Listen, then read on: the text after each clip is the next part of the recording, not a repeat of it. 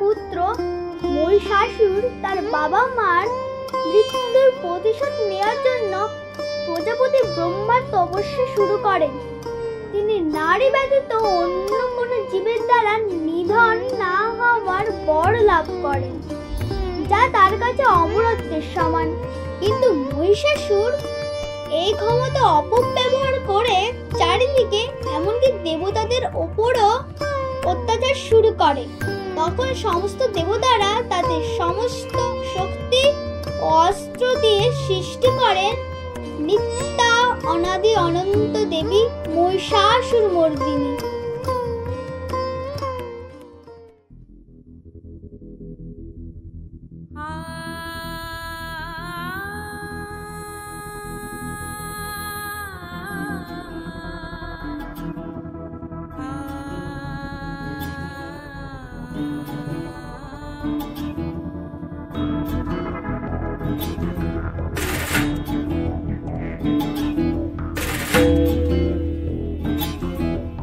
শক্তিরূপিণী দুর্গা তুমি ভক্তি রূপে এসো, বিদ্যারূপিণী দুর্গা তুমি দয়া রূপে এসো।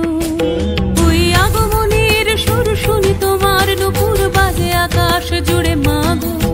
ওই আগমনের সুর শুনি তোমার নুপুর বাজে আকাশ জুড়ে মাগো। খুশির ছোঁয়ায় যেন সোনার আকাশ বলে দুর্গা তুমি জাগো, দুর্গা তুমি জাগো, দুর্গা তুমি জাগো।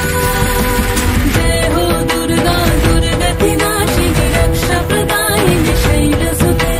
জয় হো দুর্গা দুর্গা কি নাশিনী রক্ষা প্রদায়িনী শৈলসুতে। তুমি ভক্তি রূপে এসো, বিদ্যারূপিণী দুর্গা তুমি দয়া রূপে এসো। ওই আগমনের সুর শুনি তোমার নুপুর বাজে আকাশ জুড়ে মাগো। ওই আগমনের সুর শুনি তোমার নুপুর বাজে আকাশ জুড়ে মাগো।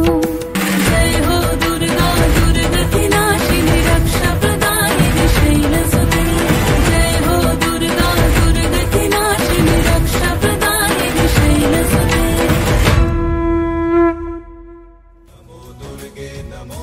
কিভাবে মা দুর্গা অসুরদের বধ করল এবং দেবতাদের রক্ষা করল, এইবারে বুঝলে দুর্গা ঠাকুরের 9টা রূপ কি কি?